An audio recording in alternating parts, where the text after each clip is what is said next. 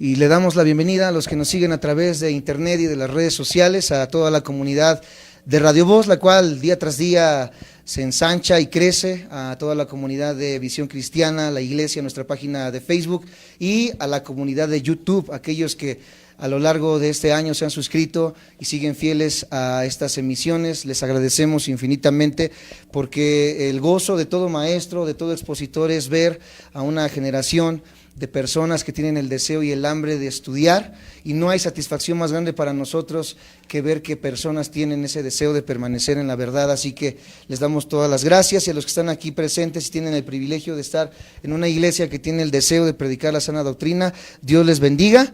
Y vamos a continuar en esta hora con nuestro estudio de Romanos. En esta noche tenemos un estudio bastante controversial en cuanto a diferentes posturas teológicas, hablando fuertemente, o como lo hemos dicho, de la postura calvinista, la cual profesa la gran mayoría de iglesias bautistas y reformadas en cuanto a la elección, la salvación y la predestinación. Es un tema el cual tenemos el deseo de aclarar.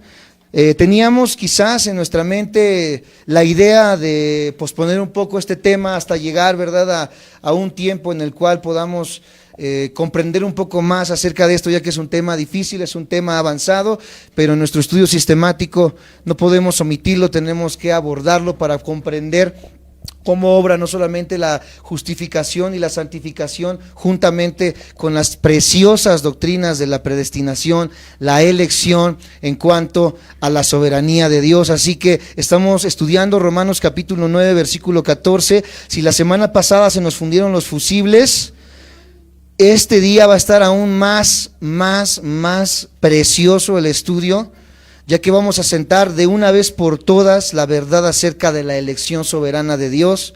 Espero que hayan traído un repuesto de fusibles, porque de verdad muchos van a echar humo de las orejas con lo que vamos a estar estudiando en esta noche. Síganme con mucho cuidado.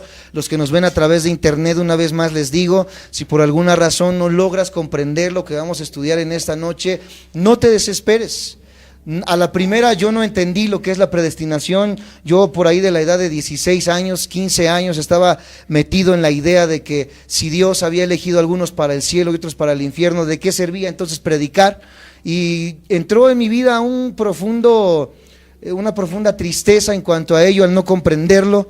Así que han sido más de 12 años, 13 años de estudio acerca de esta doctrina, como para que a la primera nosotros la entendamos, la comprendamos. Si no lo puedes comprender al día de hoy, si tienes otra postura a lo que vamos a estar enseñando el día de hoy, escucha el video 1, 2, 3, 4, 5 veces, pídele al Espíritu Santo que pueda iluminarte a lo que vamos a estar estudiando el día de hoy, y vamos a comenzar entonces y entrar de lleno al tema que se encuentra en Romanos capítulo 9, versículo 14. La semana pasada leímos del 11 al 13, si lo recuerdan, y estuvimos viendo la elección de Jacob y Esaú, si lo recuerdan.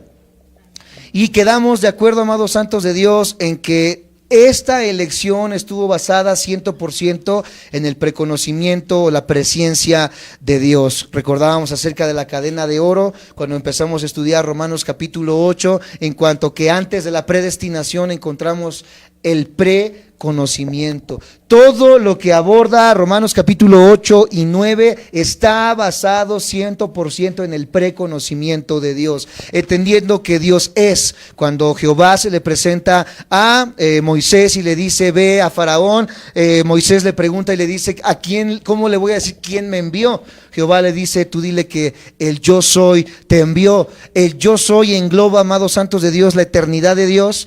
El yo soy engloba el hecho de que Dios no tenga tiempos y de que Dios conozca en el tiempo cronológico del ser humano. Cuando Dios crea el universo, crea el tiempo, crea el espacio, crea la materia y encierra esta creación en medio de estas tres vertientes, pero Dios vive, existe y, ¿verdad?, en su eternidad fuera de estas tres limitantes que el ser humano tiene. Por lo tanto, Él conoce el pasado, el presente y el futuro del ser humano, y en ese conocimiento es en lo que está basado toda la elección de Dios en estos pasajes que estamos leyendo. Por lo tanto, comenzamos a leer Romanos 9:14 después de esta breve introducción. el cual o lo cual nos dice, ¿qué pues diremos? ¿Qué pues diremos en base a qué? En base a la elección que se hizo de Jacob encima de Esaú, si lo recuerdan. Entonces, en esta elección, ¿qué pues diremos? ¿Que hay injusticia en Dios? Pablo se adelanta, Pablo se anticipa a cualquier pregunta que ustedes pudiesen hacer.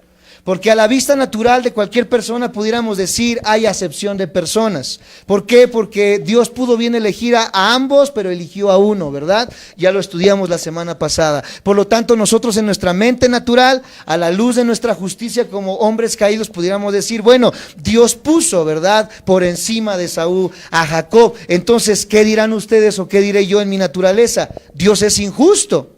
Y esa es la premisa que yo tenía cuando estaba estudiando en los primeros años la predestinación. Si Dios puede salvar a todos, ¿por qué no lo hace? Que es la elección, ¿verdad?, arbitraria. Yo le llamaba de esta manera, en que Él elija a unos para salvación y otros para perdición. Esto es lo que enseña la doctrina calvinista. Yo decía, ¿por qué si Dios puede salvar a todos, por qué no los salva? ¿Por qué salva solamente a algún grupo? Concluía en mi mente natural, Dios es injusto. ¿Por qué? Porque pudiéndolo hacer, no lo hace. Amados santos de Dios, ahora que comprendemos que esta elección se basa en un preconocimiento del saber quiénes, amados santos de Dios, en el camino aceptaríamos y creeríamos en la persona de Cristo Jesús, se quita toda injusticia, como lo vamos a ir viendo en estos pasajes sin adelantarme a ello, por la emoción que tengo de poder expresarles lo que tengo para ustedes en esta noche. ¿Quién diría entonces, verdad? Todos diríamos en nuestra naturaleza que Dios es injusto, pero en el versículo 14 Pablo dice, en ninguna manera, dice Pablo. ¿Hay injusticia en Dios? En el griego esta pregunta requiere una respuesta negativa, y esta respuesta negativa es de ninguna manera, ¿verdad? Injusticia, ¿qué significa injusticia? Injusticia es maldad, injusticia es arbitrariedad, injusticia es una mala acción o una mala decisión, injusticia es imparcialidad, injusticia es atropello. Cuando Pablo pregunta, ¿hay injusticia en Dios? ¿Hay una arbitrariedad en Dios al elegir a uno y no al otro? Pablo dice, de ninguna manera. Y va a explicar en los pasajes siguientes por qué no puede haber injusticia. En esta noche Pablo nos dice, perezca todo pensamiento en nosotros de decir que Dios es injusto en estas cuestiones. Y vamos a aclararlo en los siguientes versículos. Primero que nada, Dios es perfectamente justo. ¿Cuántos dicen amén? Tenemos que sentar esa base para poder continuar con este estudio. Dios es justo. Di conmigo, Dios es justo. Por lo tanto, al ser justo es correcto y honesto en todo lo que hace. Dios no puede ser injusto porque iría en contra de la naturaleza de justicia de Dios. ¿Hay injusticia en nosotros? Claro que sí. ¿Había injusticia en Esaú? Claro que sí. ¿Había injusticia en el elegido Jacob? Por supuesto que sí. Toda la generación, o más bien toda la creación humana es injusta por naturaleza, desde la caída, desde Adán hasta nuestros días, pero Dios no es injusto. Dios es perfecto en justicia, Dios es justo, y lo podemos ver en Romanos 1:18, sin que pierdan Romanos 9. Voy a ir lo más rápido posible porque tenemos que abordar mucho en estos momentos. Romanos capítulo 1, versículo 18, síganme con mucho cuidado para comenzar a entender esta línea de lógica. Romanos 1:18, ¿lo tienes? Me dices amén. Porque la ira de Dios se revela desde el cielo contra toda impiedad e injusticia. ¿De quién? Que detienen con injusticia la verdad. El hombre es injusto, pero Dios es justo. Ahí mismo en Romanos 1, versículo 29, ¿qué nos dice? Romanos 1:29. Dice del ser humano, estando atestados de toda ¿qué? Injusticia, fornicación, perversidad, avaricia, maldad, llenos de envidia, de homicidios, de contiendas, engaños y malignidades. ¿Qué encabeza esta lista? La injusticia. El ser humano está lleno ¿de qué? De injusticia. Por lo tanto, cualquier manera en la que nosotros veamos la elección fuera de la palabra de Dios va a ser de una manera injusta a la vista de los ojos de Dios. En Romanos capítulo 2, versículo 8 sigue arrojando estas verdades. Romanos capítulo 2, versículo 8, ¿lo tienes? ¿Me dices amén? Pero ira y enojo a los que son contenciosos y no obedecen la verdad, sino que obedecen ¿a qué? El hombre sigue obedeciendo a la injusticia. Entonces Romanos 3:5 dice más verdades acerca de esto. Disculpen que vaya un poco rápido. Romanos 3, versículo 5, lo tienes, me dices amén. Y si nuestra injusticia, ¿qué? Nuestra injusticia hace resaltar ¿qué cosa? La justicia de Dios, ¿qué diremos? Una vez más hace esta pregunta: ¿será injusto Dios que da castigo? ¿Hablo como qué? Toda persona que diga que Dios es injusto habla como qué.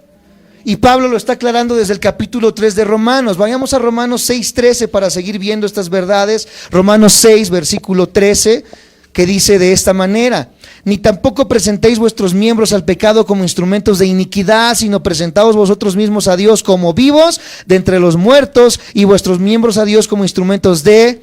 Es hasta que llegamos a entender el pensamiento de Dios que podemos ofrecer nuestro cuerpo como instrumentos de justicia. Antes de ello, y con el pensamiento natural, toda objeción o toda cosa que yo haga en contra de Dios va a ser injusta, pero Dios sigue siendo justo por encima de mi injusticia. ¿Me siguen? ¿Está difícil? Vamos poco a poco para poder comprenderlo, amados santos de Dios.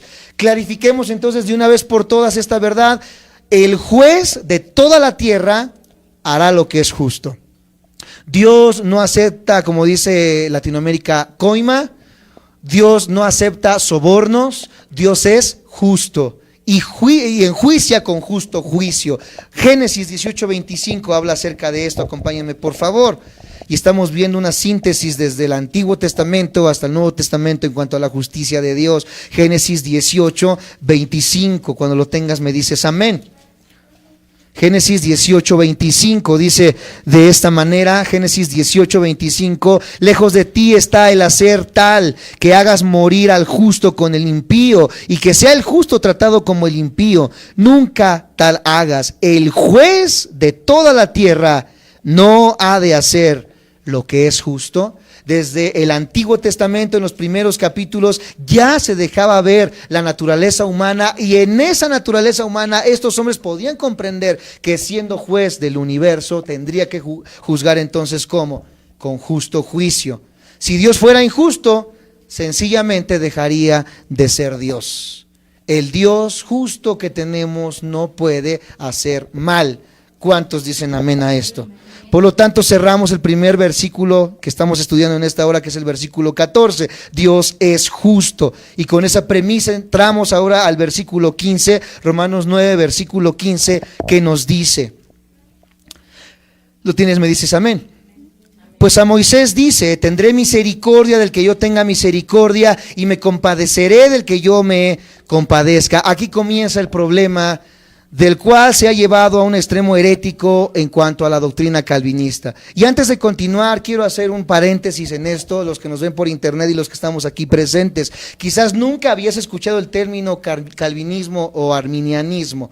¿Quiénes son estos dos hombres? Fueron dos grandes teólogos con opuestos, ¿verdad?, bien marcados. Los arminianos, o Jacobo Arminio, enseñaba que la salvación se podía perder, contrario de Juan Calvino, que enseñaba que la salvación no se podía perder. En cuanto a estas dos cosas, o estos dos extremos de estos dos teólogos, se formaron dos grandes corrientes teológicas. Ahora, ni Jacobo Arminio ni Juan Calvino podían decir que tenían la verdad absoluta. La verdad absoluta está ¿dónde? En la palabra de Dios. Y un problema gravísimo que puede hacer la iglesia es inclinarse 100% a un extremo. Ustedes como cristianos y como estudiantes, amados santos de Dios, sí de teología lo puedo decir de esta manera, pero más de la palabra de Dios, tenemos que entender que tenemos que estar en un perfecto balance en cuanto a las doctrinas bíblicas. En el momento en que yo me empiezo a ir a un extremo, tengo el peligro de convertirme en un hereje, o de creer en una herejía. ¿Qué es una herejía? Una verdad inflada. Toda herejía tiene cierta porción de verdad, pero inflada. Los testigos de Jehová tienen cierta porción de verdad, pero se llevó ¿qué? Al extremo. Los mormones tienen cierta porción de verdad, pero se llevó al extremo. Elena Harmon de White, ¿verdad?, de los adventistas del séptimo día, tienen cierta porción de verdad, pero se llevaron al extremo. Ese es el problema en el que cae el cristiano y el ser humano, al no entender que no puedo ir a los extremos, sino que tengo que ser bien consciente, amados santos de Dios, que debo de permanecer en ese balance. Así que en esta hora no queremos hacer, ¿verdad?, ninguna controversia, ni decirles que sí y que no. Queremos mostrar lo que la palabra de Dios dice. Y Juan Calvino, como Jacobo Arminio, tuvieron errores tremendos, grandísimos, como tú y yo los podemos tener. Pero qué precioso que tengamos la Biblia y al Espíritu Santo para desmentir todas estas cosas. Cerramos el paréntesis, entramos ahora sí a lo que les estaba diciendo, donde dice que Dios tiene misericordia de quien quiere. Estamos en el versículo 15. Tendré misericordia del que yo tenga misericordia, y me compadeceré del que yo me compadezca. Cuando vemos este pasaje, ellos vienen, ¿verdad?, con la doctrina de la soberanía de Dios. Y aunque la soberanía de Dios es una doctrina bíblica, se llevó al extremo en el hipercalvinismo. Y vemos a un Dios que dice: yo hago lo que quiero. Como quien dice, ¿verdad?, esta es mi casa y en mi casa se hace lo que yo digo y lo que yo quiero. Es la imagen y la figura que encontramos de este Dios que vemos en el versículo 15. Yo hago lo que quiero, tendré misericordia del que yo tenga misericordia, y me compadeceré del que yo quiera compadecerme. Pablo está citando Éxodo 33, 19. Acompáñame por favor a Éxodo capítulo 33, versículo 19, para ver la cita que está hablando el apóstol Pablo referente a Moisés. Éxodo 33, versículo 19. Cuando lo tengas me dices amén. Éxodo 33, 19, dice de esta manera: y compró, perdón, les dije Éxodo, ¿verdad? Estoy en Génesis, hasta yo también me revuelvo con los toquidos. Éxodo 33, versículo 19, dice: y le respondió: yo haré pasar todo mi buen delante de tu rostro. ¿Estamos ahí? Amén. Ok, estamos bien. Delante de tu rostro, y proclamaré el nombre de Jehová delante de ti, y tendré misericordia del que tendré misericordia, y seré clemente para con el que seré clemente. Es lo que está citando el apóstol Pablo en estos pasajes. Ahora, ¿por qué Pablo cita estos pasajes? Pablo está diciendo verdaderamente que Dios va a obrar a como se le dé la gana. Una respuesta es sí, porque Él es Dios, pero no de una manera arbitraria o injusta como pareciera que lo está citando en este pasaje. Recordemos una vez más que toda la línea de salvación está basada en ¿qué? Los que han venido a la presciencia o el preconocimiento de Dios. Por lo tanto, dejamos en claro que Él tiene misericordia porque quiere, pero basado en ¿qué? En lo que Él ya conoce desde la eternidad pasada. Por lo tanto, al conocer, Él tiene una definición de decir: yo haré lo que quiero hacer en base a lo que conozco de lo que a nosotros se nos escapa en cuanto al futuro y al tiempo. Vayamos a Romanos 9:16 para seguir entendiendo estas verdades. Romanos capítulo 9, versículo 16, ¿qué nos sigue diciendo? Así que no depende del que quiere ni del que corre, sino de Dios que tiene misericordia. Seguimos bajo la misma línea de verdad. Dios tiene misericordia porque quiere tenerla, por supuesto. De quien quiere, por supuesto. Amados santos de Dios, pero no de una manera arbitraria. Este versículo está hablando de la misericordia que concede. Dios tiene misericordia, ¿cuántos lo sabemos? Amén. Él ha tenido misericordia de nosotros, por supuesto que sí. Pero ¿sobre qué base Él tiene misericordia? ¿Sobre qué base tiene misericordia? Sabemos que en la jurisprudencia y en todas las leyes que entendemos como seres humanos, tiene que haber una base legal para poder hacer un justo juicio, ¿verdad que sí? Yo no puedo llegar al MP, ¿verdad? Y aunque se hace aquí en México y en muchas partes del mundo, ¿verdad? Tratando de coimar, tratando de llevar una mordida, ¿verdad? Los que están ahí para que hagan un juicio, ¿verdad? Basado en lo que estoy dando y no basado a los hechos. Tiene que haber una base legal, por lo tanto, para ser justo. Entonces la misericordia de Dios también tiene que tener una base. ¿Cuál es la base en la cual se concede la misericordia de Dios? Nota lo que dice este versículo. Dice: no depende de ¿qué? Del que quiere, ni del que corre, sino de Dios que tiene ¿qué cosa? Misericordia. No depende del hombre. La base de la misericordia, ¿en quién está? En Dios. Di conmigo, en Dios. Voy algo rápido, discúlpeme por favor. Se avientan el video 2, 3 veces en la semana. No depende de nosotros, ¿depende de quién? San Juan 1:13 para ver estas verdades. San Juan 1:13. San Juan 1, versículo 13, ¿qué nos dice? Dice de esta manera: los cuales, ¿estamos ahí? No son engendrados de sangre, ni de voluntad de carne, ni de voluntad de varón, sino de Dios. El nuevo nacimiento, ¿recuerdan? No somos engendrados en este nuevo nacimiento por lo que yo quiero ni por mis obras. Es algo que proviene ¿de quién? De Dios. La base de la misericordia, ¿en quién proviene o en quién subsiste? En Dios. No depende del que quiere. ¿A qué se refiere? Que no depende del deseo o la voluntad humana. No es porque yo quiera, ni del que corre. No depende de nuestros esfuerzos, no depende de cuánto das, no depende de a dónde asistes o en qué congregación estás, no depende si tu papá es pastor o el mismo papa, ¿verdad? No depende de ningún esfuerzo humano. Todo depende ¿de quién? De Dios. No depende del esfuerzo ni la voluntad humana que Dios otorgue misericordia. Depende en completa unidad, en parte de Dios, de aquel que dijo: tendré misericordia del que yo quiera tener misericordia. ¿Por qué? Porque nosotros merecemos ira. ¿Sabías eso? Efesios 2, 3 al 5, ¿qué nos dice? Aquel que dice: no, yo creo que al final Dios va a perdonar a todos, ¿verdad? Porque no creo que Dios sea tan malo para enviarnos al infierno. No, no es que Dios sea malo. Efesios 2, 3 al 5. No es que Dios sea malo para enviarnos al infierno, es que Él es justo. Di conmigo: Él es justo. Y en su justicia nosotros merecemos ira. Efesios 2, 3 al 5, ¿qué nos dice? Entre los cuales también todos nosotros vivimos en otro tiempo en los deseos ¿de qué? Haciendo la voluntad de la carne y de los pensamientos, y éramos por naturaleza hijos de ira, lo mismo que los demás. Pero Dios, que es rico ¿en qué? Por su gran amor con que nos amó. ¿Cuántos dan gloria a Dios por su amor? Gloria a Dios por su amor. Aún estando nosotros muertos en pecados, nos dio vida juntamente con Cristo. Por gracia sois salvos. Nosotros merecemos ira por nuestra naturaleza caída. Nosotros no somos un pan de Dios. Nosotros no somos, ¿verdad?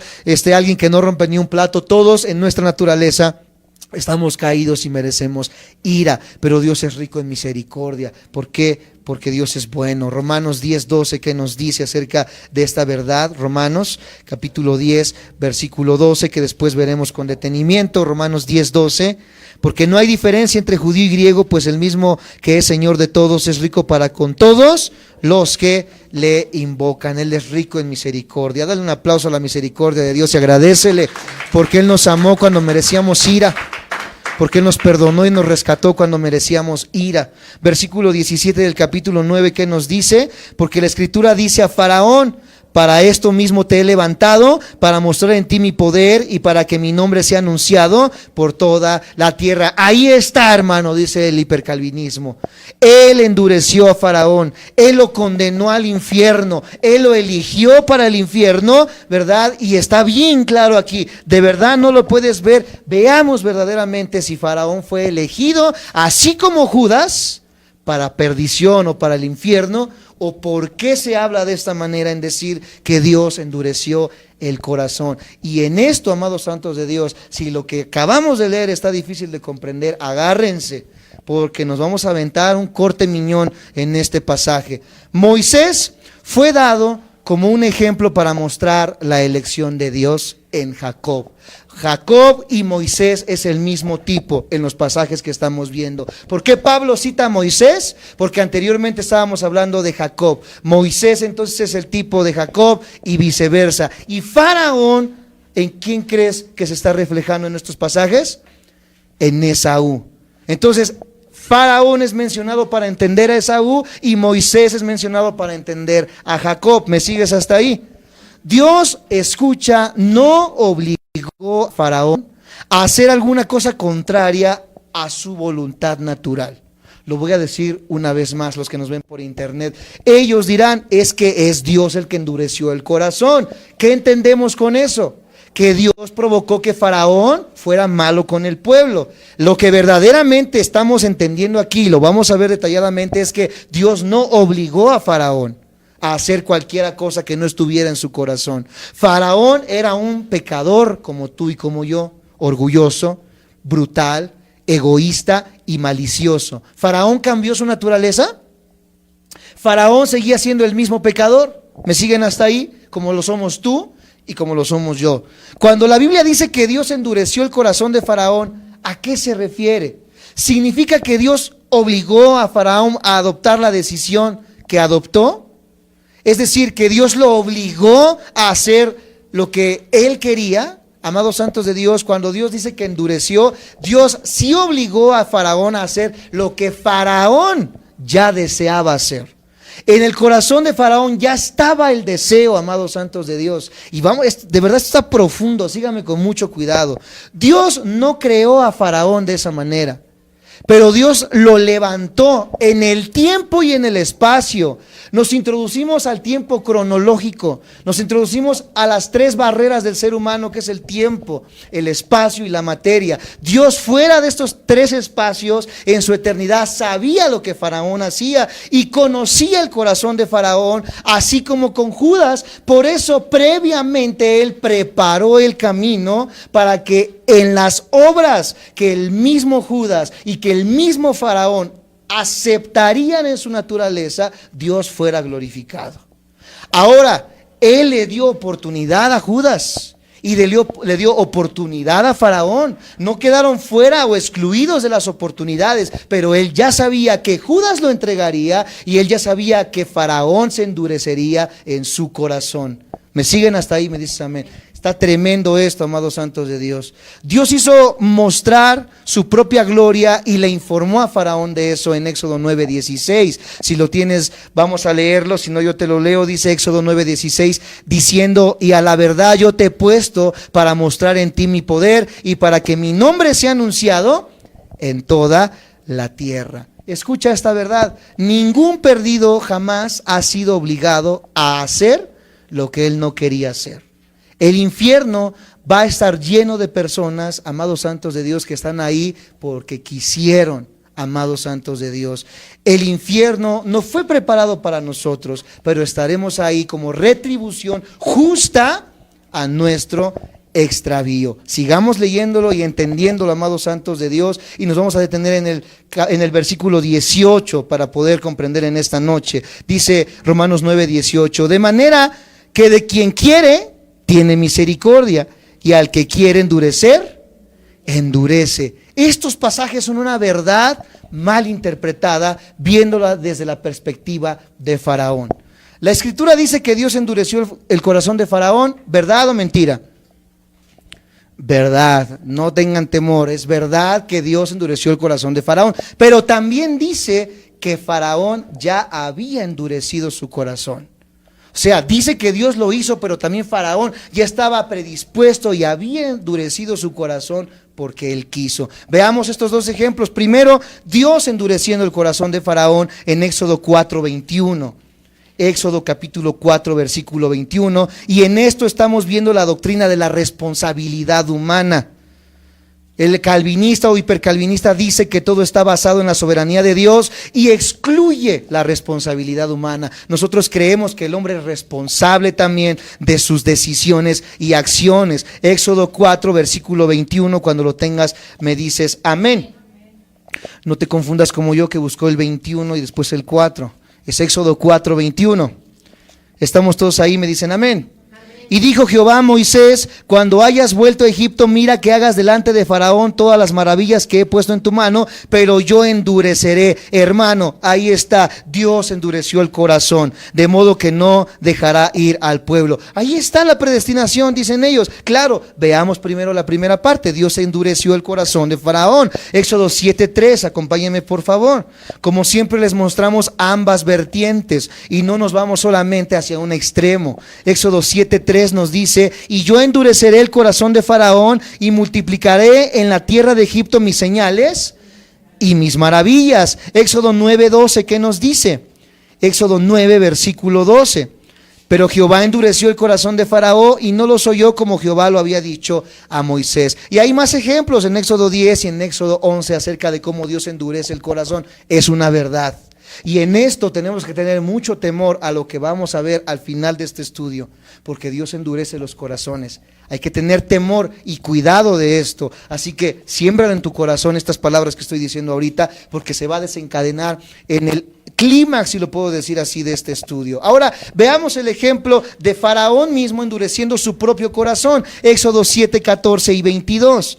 Éxodo 7, versículo 14 y 22 dice: entonces Jehová dijo a Moisés: el corazón de Faraón está ¿qué? Y no quiere dejar ir a mi pueblo. Antes de que Dios lo endureciera, ya él tenía ¿qué cosa? El corazón. El corazón de Faraón está endurecido y no quiere dejar ir a mi pueblo. Versículo 22, ¿qué nos dice? Ahí mismo: y los hechiceros de Egipto hicieron lo mismo. ¿Con qué? Con los encantamientos, y el corazón de Faraón se endureció y no los escuchó como Jehová lo había dicho. Éxodo 8:15, acompáñame por favor. Éxodo 8, versículo 15, y estamos viendo la responsabilidad humana. Éxodo 8:15 dice de esta manera: pero viendo Faraón que le habían dado reposo, endureció su corazón y no los escuchó como Jehová lo había dicho. ¿Por qué Jehová lo había dicho? Porque él ya lo conocía en su preconocimiento. ¿Me sigues? El versículo 32, ¿qué nos dice? Versículo 32: mas Faraón endureció aún esta vez su corazón y no dejó ir al pueblo. Éxodo 9:7, ¿qué nos dice? Estamos ahí, ¿verdad? 34, acompáñame al versículo 34. Dice de esta manera, y Éxodo 9:34: y viendo Faraón que la lluvia había cesado y el granizo y los truenos, se obstinó en pecar y endurecieron su corazón él y sus siervos. Ambas vertientes, el ser humano endureciendo su corazón en contra de los preceptos de Dios y Dios endureciendo el corazón de estas personas. El apóstol Pablo recalcó el hecho de que Dios endureció el corazón de Faraón. Por supuesto, él lo recalca en reiteradas ocasiones. ¿Para qué? Para concluir con su argumento de que Dios no fue injusto en su rechazo a Esaú. ¿Por qué? Porque ellos endurecieron su corazón en su responsabilidad humana. La palabra endurecer, ahora sí los que nos ven por internet, aquí usada, si quieres apuntarlo en el original hebreo, es la palabra con K de kilo, kabed. Kabed, P de burro y D de dedo, kabed. Esa es la palabra endurecer. Kabed, con K de kilo, kabed. Ahora, todos piensan que cuando dice Dios endureció el corazón de Faraón, piensan que dice Dios lo hizo malo o lo eligió para el infierno. Pero kabed no tiene nada que ver con una elección para el cielo o para el infierno. Kabed significa sentir peso, si quieres apuntarlo. Kabed significa sentir peso o hacer más pesado. Es la palabra que se utiliza para endurecer. Sentir peso o hacer más pesado o acumular.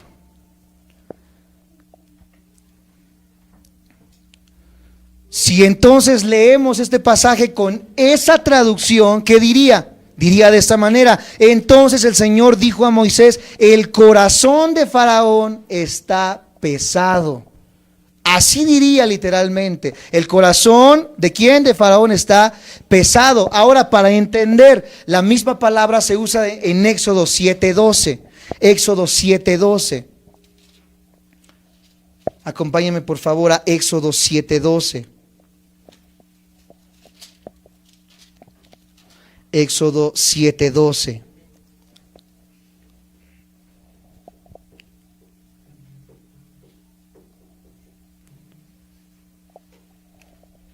¿Lo tienen? Me dicen amén. Y me permiten tantito con esa cita porque la he apuntado mal.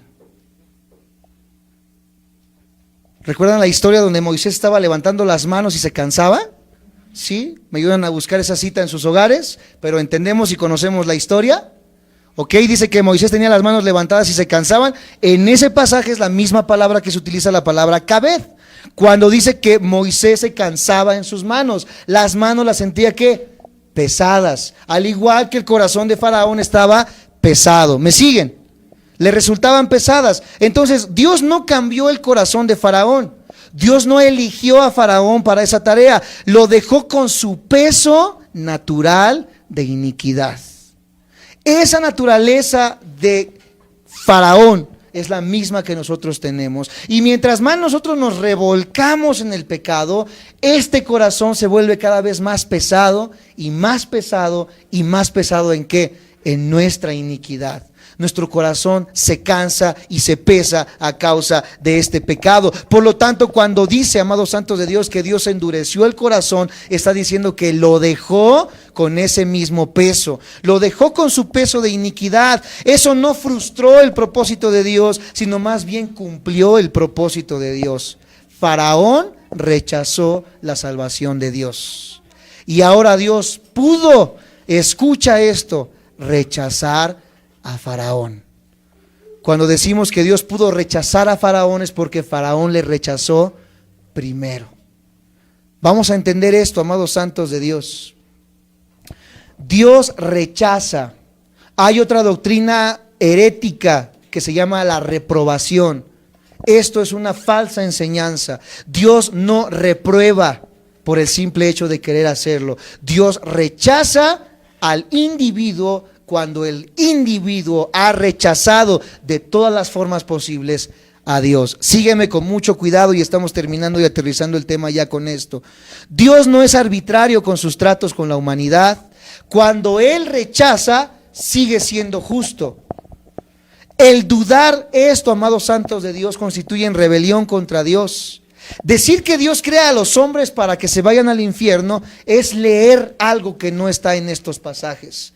¿Qué quiero decir con esto? Y con esto termino, amados santos de Dios. A tu hijo, a tu esposo, a tu papá, le han dicho 1, 2 y 3 veces, arrepiéntete.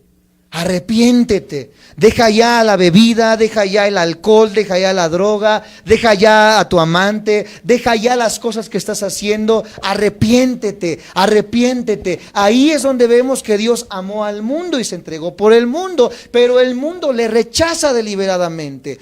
El mundo tiene un peso de pecado en su corazón, el mundo rechaza a Dios y este peso sigue creciendo y creciendo y creciendo al grado de que la misericordia de Dios termina y tiene que venir la justicia de Dios. ¿Me siguen?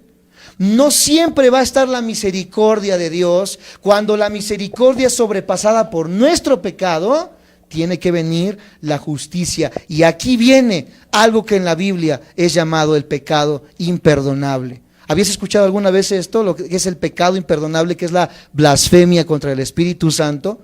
En muchas iglesias se decía, ¿qué es blasfemar contra el Espíritu Santo? Tener un dibujo de una paloma y sacarle la lengua y decirle fuchi. ¿Eso es blasfemar contra el Espíritu Santo? No, por supuesto que no. ¿Qué es la blasfemia contra el Espíritu Santo? ¿Saben cuál es una de las obras del Espíritu Santo? Ya lo hemos enseñado. ¿La convicción de qué? De pecado. El Espíritu Santo nos convence de pecado. Cuando tu papá, cuando tu hermano, cuando tu hijo viene a la iglesia y escucha de parte del predicador algo que conmueve su corazón, es porque el Espíritu Santo está ¿qué?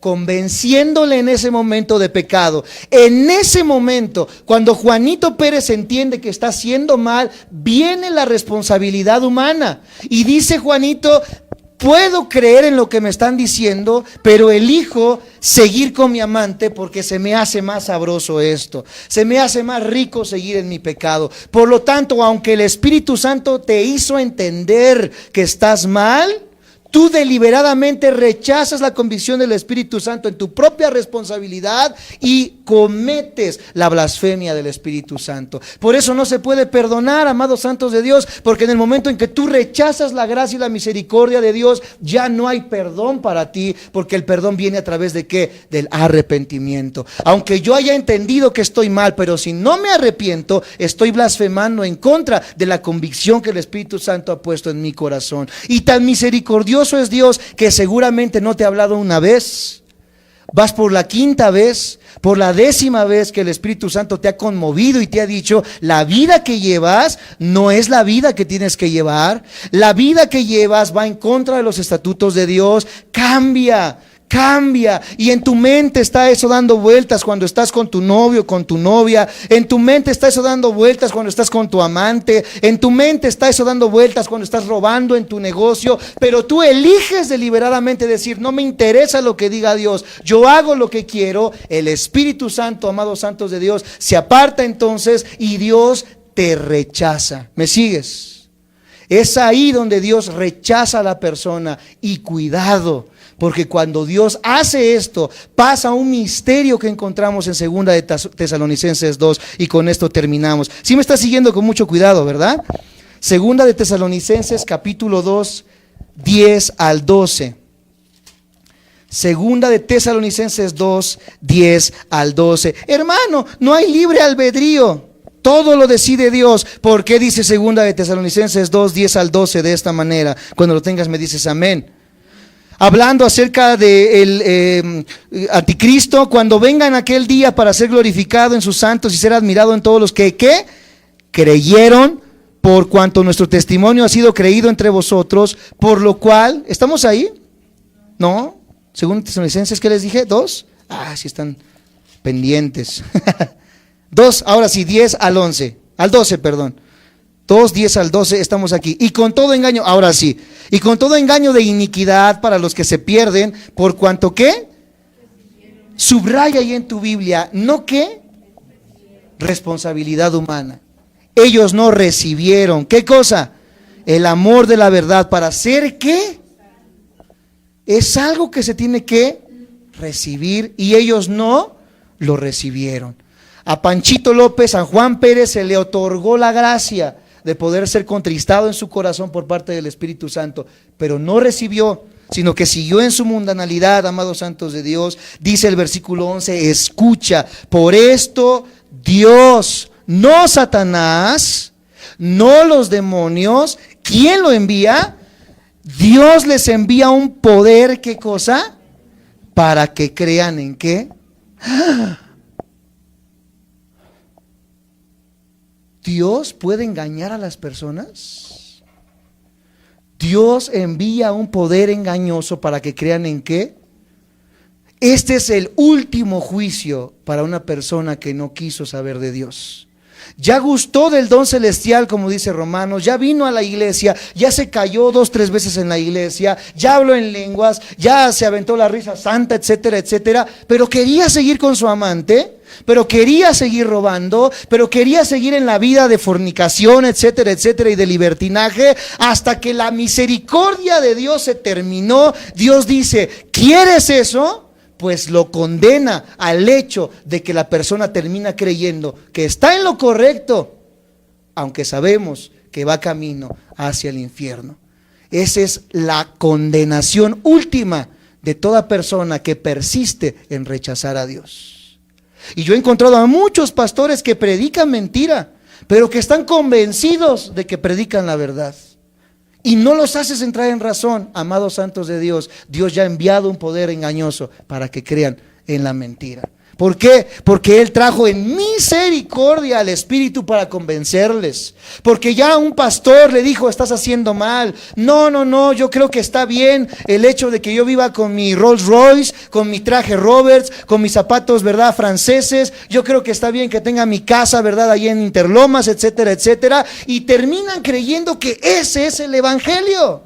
Y no los haces entrar en razón. ¿Por qué? Porque ya han sido enjuiciados. Porque ya van camino al infierno, a causa de no entender y de no aceptar en su responsabilidad la gracia de Dios para arrepentimiento. ¿Te das cuenta?